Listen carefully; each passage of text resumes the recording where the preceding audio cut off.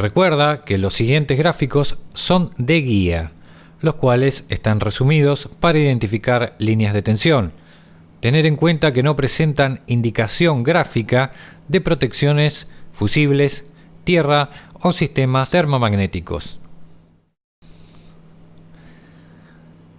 Las líneas L1, L2 o L3 y neutro deben dar como resultado de medición 220 volt aproximados.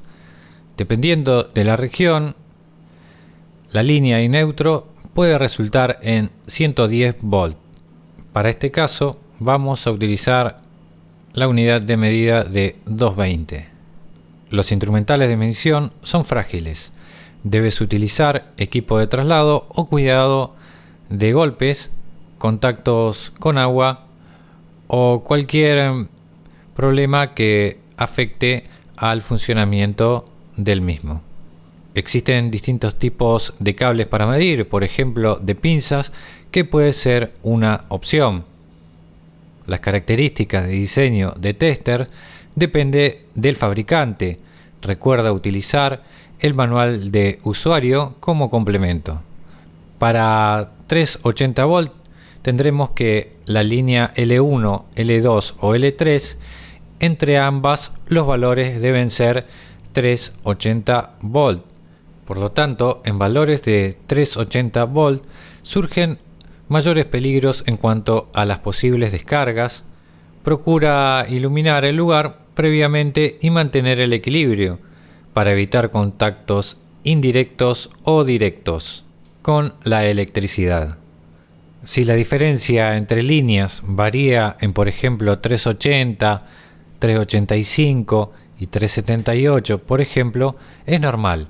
Deben tener esa diferencia porque el diseño de las líneas de distribución solicita que haya una diferencia de valores, además de lo que pueden suceder por alguna inconveniencia en la red de distribución, pero por lo general no hay mucha diferencia y el rango continúa siendo el aceptable para realizar conexiones y para que todos los circuitos que necesitan ese tipo de alimentación funcionen correctamente. En caso de que excedan los valores exageradamente, pueden saltar las protecciones o también pueden cortarse los suministros de electricidad con equipos instalados en las viviendas como protectores de alta o baja tensión, pero eso se verá más adelante. Bueno, continuamos. La ausencia de alguna de estas líneas de distribución puede ser la causal de problemas en la distribución de red eléctrica. La posición de los cables no afecta la medición, es decir, B y COM pueden alternarse dando iguales resultados. Para el caso de la corriente alterna o voltaje de corriente alterna, solo debes usar la indicación 200 volt para detectar valores de voltaje menores, pero previamente haber realizado la medición en el rango de 700 volt y, muy importante, verificando que los valores de tensión son menores de 200 volt.